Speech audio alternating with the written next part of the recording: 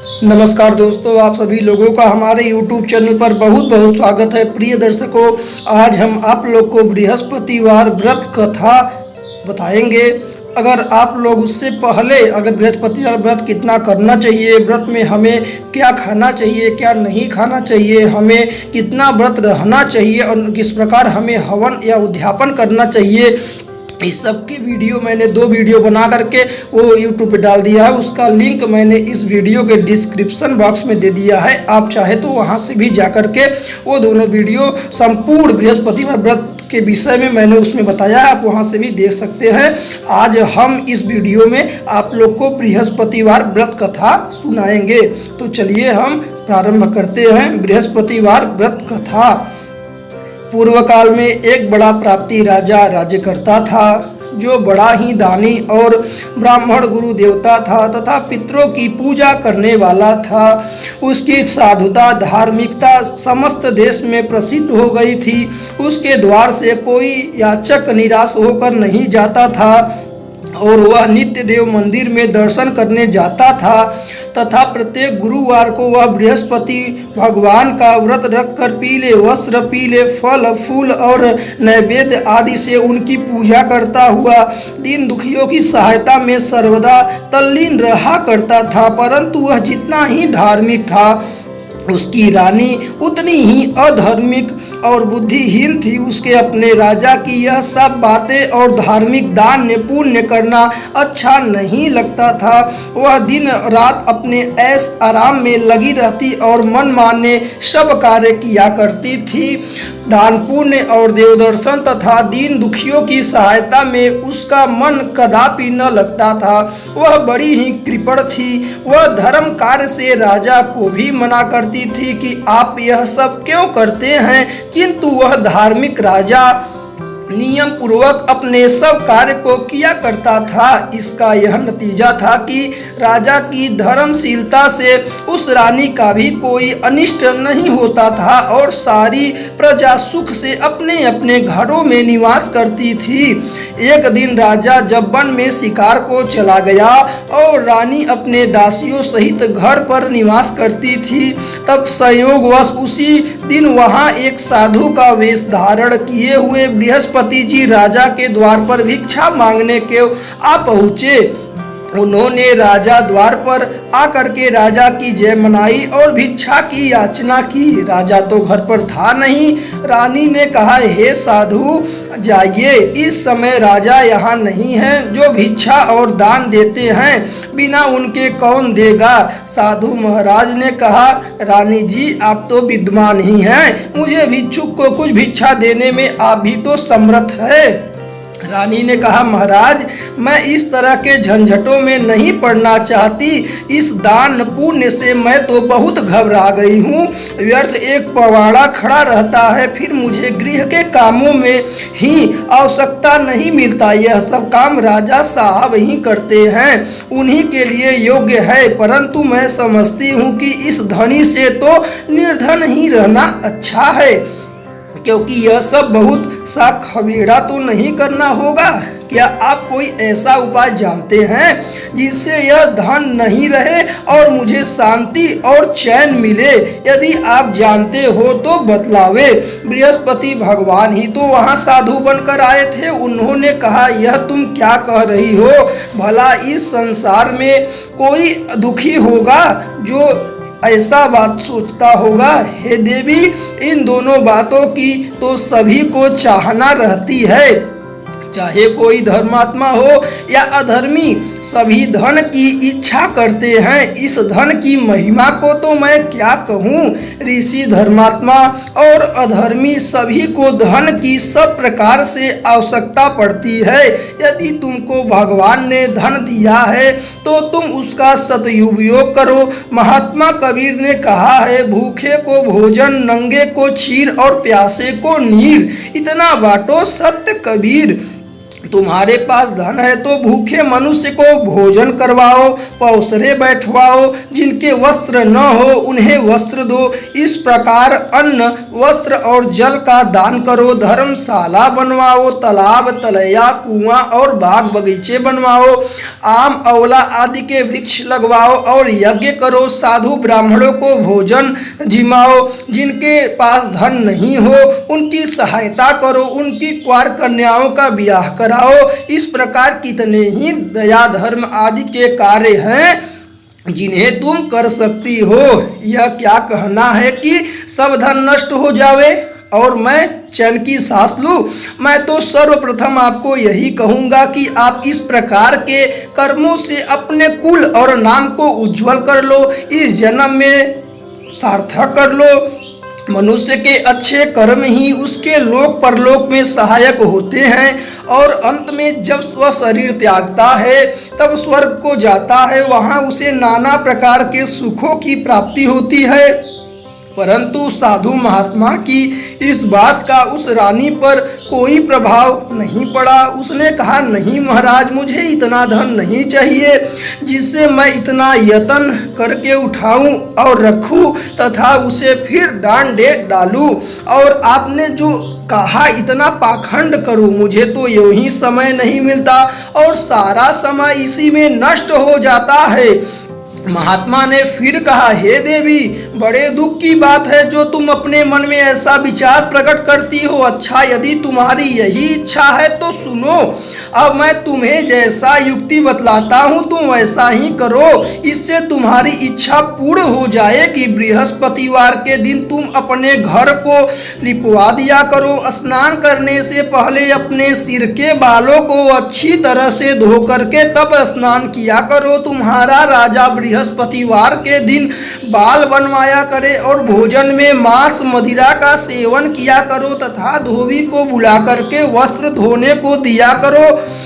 7 बृहस्पतिवार को यदि तुम ऐसा करोगी तो तुम्हारा यह सब धन नष्ट हो जाएगा, इसमें कुछ भी संशय नहीं है।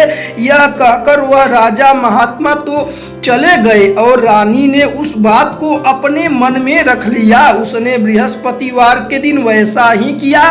फिर तो बृहस्पति देव उस पर कुपित हो गए और 3 बृहस्पतिवार पूरा होते होते उसका राज्य पाठ आदि सब नष्ट हो गया। यहाँ तक कि रानी के घर में खाने के लिए भी नहीं बचा। उसके सुख चैन के दिन दूर हो गए। दोनों समय के कौन कहे, एक समय के खाने के लाले पड़ गए। तब राजा ने व्याकुल होकर रानी से कहा कि हे रानी जी, आप तो यहाँ रहिए, परंतु अब मुझसे यहाँ नहीं रहा जाएगा, क्योंकि यहाँ तो मुझको सब लोग जानते हैं। जिनसे कोई उपाय से यहाँ कोई काम धंधा करके भी मैं अपना जीविका नहीं चला सकता।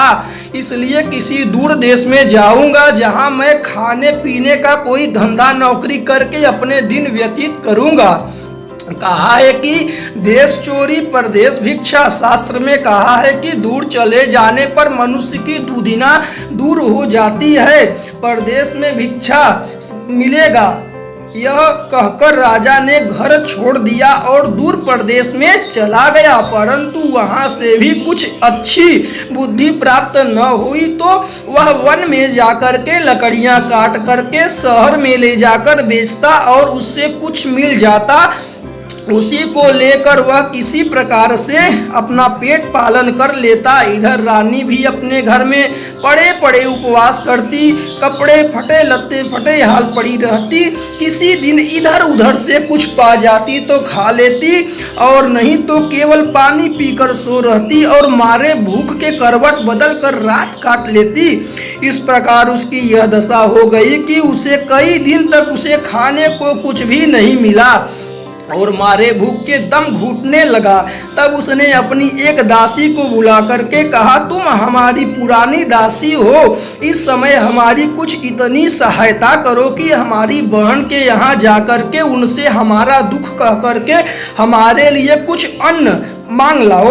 हमारी बहन नेक और धनवान है, वह अवश्य ही हमारी सहायता करेगी। यदि कुछ वह सहायता कर देती है तो हमारे कुछ दिन खाने को हो जाते हैं और यहाँ तो 10 पान से बेजड़ ही मांग लाना। दासी उसके बहन के घर गई। जिस समय वह दासी उसकी बहन के पास पहुंची उस समय वह बृहस्पतिवार का व्रत किए कथा सुनने को बैठी थी। उसने सारी समय कहा कि हे रानी, मैं आपकी बहन के पास से आई हूँ। आपकी बहन इस समय बड़े कष्ट में है, आप उनकी कुछ सहायता करें, और नहीं तो 10 पान शेर बेजड़ ही उनको दे देवे तो कुछ दिन कट जावेंगे। दासी ने कई बार कहा, परंतु रानी ने ध्यान नहीं दिया और कुछ न बोली, क्योंकि वह मौन भाव से एकाग्रचित होकर बृहस्पति भगवान की कथा में लीन थी। जब रानी कुछ नहीं बोली तो वह मन में उदास होकर के अपने घर को लौट आई। उस रानी के पास चली आई जिसने उसे भेजा था, और आकर के रानी से कहा कि आपकी बहन तो बड़ी घमंडी है, वह सहायता और भेजड़ क्या देती, उसने तो मुझसे मुँह से एक बात भी नहीं की। उससे सुनकर रानी ने कहा, यह उसका दोष नहीं है, किंतु सब अपने बुरे दिन की बात है। जब बुरे दिन आते हैं तो तृण भी पहाड़ बन जाता है और मित्र भी शत्रु बन जाते हैं, तथा कोई भी दुखी का साथ नहीं देता है। इधर तो यह बात हुई। उधर जब वह रानी बृहस्पतिवार की कथा सुन करके उठी तो उसे ख्याल हुआ कि मेरी बहन की दासी आई थी और व्रत की कथा सुनने में मैंने उनसे कुछ बात भी नहीं की। इस बात को विचार कि वह शांत रही और जान करके प्रेम भाव भक्ति से पूर्ण भगवान विष्णु जी का पूजा किया। भगवान की पूजा करके विसर्जन करके वह सीधे अपने बहन के घर गई और वहाँ की, हे बहन, तुम्हारी दासी मेरे पास गई थी, परंतु मैं बृहस्पतिवार का व्रत किए बैठी थी और मौन भाव से कथा सुन रही थी। उस कथा में जब तक कथा पूरा नहीं हो जाता वहाँ से बोला नहीं जाता और न ही वहाँ से उठा जाता है। इस कारण वह लौट आई और कहा, बहन, उसने आपके मेरे पास किस लिए भेजा था? रानी बोली, बहन, मेरे पास अन्न नहीं था। तुम तो जानती हो कि इधर हमारे घर की दशा बड़ी शोचनीय हो गई है, इसलिए मैंने दासी को तुम्हारे पास 5 शेर बेजड़ लेने को भेजा था, परंतु वह खाली हाथ लौट आई तो मैंने सोचा कि तुम किसी काम में फंसी होगी जिससे दासी को यूं ही लौटा दिया होगा। रानी बोली, नहीं बहन, उसने तो मुझसे कुछ नहीं कहा था, परंतु यह क्या बात है? मैं तो समझती हूँ कि तुम्हारे घर में तो बेजड़ मौजूद है, तुम अपने घर में जा कर के फिर से देखो। अपनी बहन के ऐसे कहने पर रानी ने जब घर में जाकर देखा तो बेजड़ से भरा हुआ एक घड़ा मिल गया। तब वो दोनों, रानी और दासी, बहुत ही खुश हुई। दासी बोली, हे रानी, ये तो भोजन के अभाव में हम लोग नित्य ही व्रत करते हैं, इसलिए मेरे समझ में आता है कि यदि हम लोग इससे व्रत विधि और कथा पूछ ले तो और किया भी करे तो कोई हानि नहीं है। रानी ने कहा, कोई हानि नहीं है, बस यही पूछ लिया जाए। रानी अपनी बहन के समीप बैठ करके पूछा कि हे बहन, बृहस्पतिवार के व्रत का क्या विधान है और यह व्रत कैसे किया जाता है? उधर धार्मिक रानी ने कहा, बहन, बृहस्पति भगवान की कथा में कोई विशेष झंझट नहीं करनी पड़ती, केवल चने के दाल और मुनक्का से श्री भगवान विष्णु जी का केले की जड़ में पूजा करना चाहिए तथा वहां पर दीपक भी दान करे, अर्थात दीपक जलावे। उस दिन पीला भोजन करे और कहानी सुने। ऐसा करने से गुरु बृहस्पतिवार प्रसन्न होते हैं। उनकी प्रसन्नता से अन्न, धन और पुत्र की प्राप्ति होती है तथा मनुष्य की सब मनोकामना पूर्ण हो जाती है। यह सुनकर के उस रानी और दासी दोनों ने निश्चय किया कि बृहस्पतिवार का व्रत हम अवश्य ही करेंगे। जब 7 दिन के बाद दोबारा बृहस्पतिवार का दिन आया तो उन्होंने दोनों ने व्रत किया तथा चना और गुड़ कहाँ मिले इसके लिए उन्होंने घुड़सवाल में प्रवेश किया और वहां जाकर के चना और गुड़ बीन कर ले आई और उस चने की दाल बना करके गुड़ सहित जाकर के केले के जड़ में भगवान विष्णु की पूजा की। इस प्रकार से तो वह उन्होंने व्रत को कर लिया, परंतु पीला भोजन कहाँ से प्राप्त हो? बेचारी रानी और दासी दोनों ही बड़ी दुखी हुई, परंतु व्रत के प्रभाव से भगवान बृहस्पति देव तो बड़े प्रसन्न थे, इसलिए थाली में पीला भोजन लेकर के भगवान स्वयं उपस्थित हुए और दासी को देकर बोले, यह तुम्हारे और तुम्हारे रानी दोनों के लिए है, अब इसी भोजन को करना। दासी प्रसन्न हो गई, वह भोजन रानी के पास ले गई। तब दोनों ने बात कह करके भोजन दिया। दासी और रानी दोनों ने बड़ी प्रसन्नता से भोजन किया। फिर तो वह प्रत्येक बृहस्पतिवार को व्रत रखती और देवगुरु बृहस्पति के लिए भगवान विष्णु की पूजा करती। इसी पूजा से फिर वह रानी हो गई। उसके घर में ज्यों का त्यों सारी संपत्ति भर गई और दासी भी बड़ी धनवान हो गई। परंतु ब्रह्मा के लेख और कर्म की रेखा को मिटना बड़ा कठिन होता है। रानी फिर आलसी होने लगी। तब दासी ने कहा, देखो रानी, तुम पहले भी इसी प्रकार से आलस्य करती थी, जिससे सब कुछ नष्ट हो गया। बहुत परिश्रम के बाद तुम्हारे ये सुख दिन लौटे हैं।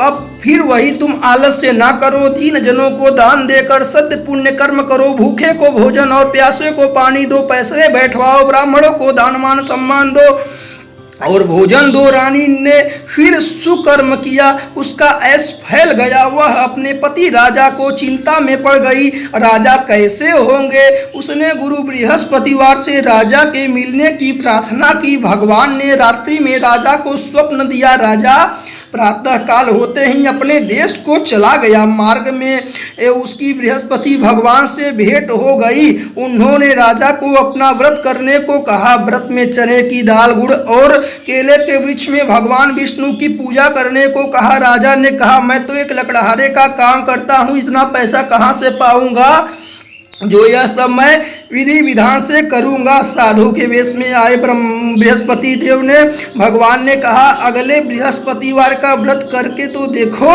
तो सही से तुमको रोज से दूना धन मिलेगा। उधर वह राजा वह लकड़हारे का कार्य करके अपनी जीविका चलाता था और साधु महात्मा के कथन से बृहस्पतिवार का व्रत किया तो उसके लकड़ी के व्यापार में दूना और चौगुना लाभ होने लगा। परंतु किसी 1-2 बृहस्पतिवार का व्रत उसने नहीं किया तो गुरु बृहस्पति की नाराजगी से बड़ा कष्ट हुआ। उसी दिन उस नगर के राजा ने यज्ञ किया। उन्होंने घोषणा कर दी कि कोई भी मनुष्य अपने घर में भोजन न करे, न ही अग्नि जलावे, सभी मेरे घर आकर के भोजन करे। जो इस आज्ञा का पालन नहीं करेगा उसे फांसी पे लटका दिया जाएगा। राजा से सभी भोजन करने को गए। एक लकड़हारा कुछ देर से पहुंचा, इसलिए राजा अपने घर लिवा जा करके भोजन करा रहे थे तो रानी की दृष्टि खूंटी पर पड़ी, जिसपे 9 लखा हाथ टंगा हुआ था, वह दिखाई नहीं दिया। रानी ने सोचा कि इसी मनुष्य ने मेरा हार चुरा लिया है, तो फिर उसी समय उसको जेल खाने में डाल दिया गया। जब राजा जेल खाने में गया तो विचार करने लगा, न जाने मेरे किस जन्म का दुष्कर्म था जिससे मुझे यह दुख प्राप्त हुआ है। उसी समय बृहस्पति जी साधु के वेश में उन्होंने समक्ष आए और कहा, तुमने बृहस्पतिवार का व्रत नहीं किया था, इससे तुमको यह दुख प्राप्त हुआ है। खैर, अब कल ही बृहस्पतिवार है, इसी जेल खाने के फाटक पर पड़े तुमको वहां से 4 पैसा मिलेगा, उसी से तुम व्रत कर लेना। और उधर राजा को स्वप्न दिया कि हे राजा, तुमने जिस व्यक्ति को जेल खाने में भेजा है वह सर्वथा निर्दोष है और वह राजा है, उसको छोड़ दो। रानी की हार खूंटी पर है, यदि नहीं छोड़ोगे तो मैं तुम्हारा राजपाट सब नष्ट हो जाएगा। राजा ने स्वप्न में देख करके सवेरे उठकर देखा तो हार खूंटी पर दिखाई दिया। उसने देख करके राजा ने प्रसन्न होकर लकड़हारे को बुला करके क्षमा मांगी और राजा के योग्य सुंदर वस्त्राभूषण दे करके विदा किया। राजा अपने नगर को चला गया। जब वह वहां पहुंचता है तो क्या देखता है कि अब तो यहाँ सब सुख छाया हुआ है। चलते चलते वह घर पर आए। यहाँ रानी ने राजा के स्वागत से पहले ही दासी को द्वार पर भेज दिया। दासी बड़ा स्वागत से राजा को महल में लिवा गई। राजा क्रुद्ध होकर रानी से पूछा, यह सब तुम्हें धन वैभव तुम्हें किस प्रकार मिला है। उसने कहा, यह सब गुरु बृहस्पति देव की कृपा है। व्रत करने की महिमा है। राजा ने कहा बड़ी अच्छी बात है, अब मैं भी यह व्रत नियम पूर्वक करूंगा। यह तब कि राजा के सर्वदा राजा के रुपट्टे में चने की दान बधी रहती और दिन में वह 3 बार गुरु महाराज की कहानी को करता था। एक दिन वह राजा घोड़े पर सवार होकर अपनी बहन के घर उसे देखने को चला गया। मार्ग में उसे एक मुर्दे को लेकर कुछ लोग श्मशान को जा रहे थे। राजा ने कहा अरे भाई जरा ठहर जाओ और भगवान बृहस्पति की कहानी तो सुन लो। उसे सुनकर सबको आश्चर्य हुआ, परंतु राजा ने कहा सुनकर सबको रोक लिया और कहानी आरंभ की। जब कहानी आधी पहुंची तो मुर्दा हिलने लगा और कहानी ज्यों ही समाप्त हुई कि वह राम राम कह उठ खड़ा हुआ। इसके बाद राजा वहां से आगे बढ़ा तो एक किसान जो हल जोत रहा था, राजा ने उसे कहानी सुनानी चाहिए तो उसने कहा वाह, मैं अपना हल चलाऊं कि तुम्हारी कहानी सुनूं। राजा ज्यों ही आगे बढ़ा कि उसके हल से बैलों में से एक बैल पहाड़ खा करके गिर पड़ा और उसके पेट में भयंकर दर्द होने लगा। उसी समय उसकी माँ उसके जलपान के लिए जो रोटी और पानी लेकर आई तो पेट में उसे दर्द पड़ा पाई और जब पूछा तो बेटे ने सब बात कह सुनाई। बुढ़िया ने दौड़कर उस घोड़साले राजा को बुलाई और कहा कि मैं आपकी कहानी सुनूंगी, मुझे सुनाओ। राजा बुढ़िया के खेत पर कहानी सुनाने को लौट आया और ज्यों ही कहानी कहने लगा कि उस किसान का बैल उठ खड़ा हुआ और किसान के पेट का दर्द भी बंद हो गया। राजा अपनी बहन के घर गया। बहन ने कहा बड़ा स्वागत किया। समाचारों के आदान प्रदान तथा परस्पर वार्तालाप करते हुए सुख से सोकर के सबने रात्रि व्यतीत कर दूसरे दिन प्रातः होने पर राजा उठा, अन्य सभी लोग उठ करके अपने काम काज में लगे। तब राजा जो गुरुवार बृहस्पतिवार का बड़ा भक्त था कि उन्होंने कहा अपनी बहन से कहा कि बहन मैं बृहस्पतिवार की कथा किसी ऐसे मनुष्य को सुनाना चाहता हूं जो कि भोजन न किए हो। बहन ने कहा भैया यहाँ तो बहुत तड़के ही सब लोग भोजन कर लेते हैं, फिर भी मैं तलाश करती हूँ। उन्होंने देखा कि पड़ोस में जो कुम्हार रहता है उसका बेटा बहुत बीमार था, जिससे 3 दिन से उसके घर वालों ने मारे दुख के भोजन नहीं किया था। रानी कुम्हार से कहा कि तुम मेरे भाई से गुरु बृहस्पति की कहानी सुन लो, क्योंकि तुम लोगों ने अभी तक कुछ भोजन जलपान नहीं किया है। कुम्हार ने कहा बहुत ठीक है। वह राजा ने कहानी सुनाने को आया। राजा ने उनके घर जाकर के बृहस्पतिवार की कहानी सुनाई। उसके प्रताप से उसके लड़के की सारी बीमारी दूर हो गई और उसे आराम हो गया। लोग राजा से प्रार्थना करने लगे। दूसरे दिन जब राजा अपने घर को चलना चाहा तो उसने बहन से भी कहा कि चलो। तो बहन ने कहा कि अपनी सासू से ज्यों ही आज्ञा मांगी तो उसने कहा अच्छा तू तो जा, परंतु अपने बच्चे को न ले जाना क्योंकि तेरा भाई संतान रहित है। तब बहन ने कहा भाई मैं तो चलूंगी लेकिन मेरे बच्चे नहीं चलेंगे क्योंकि माताजी की आज्ञा नहीं है। राजा बोला जब बच्चे नहीं चलेंगे तो तुम जाकर के क्या करोगी।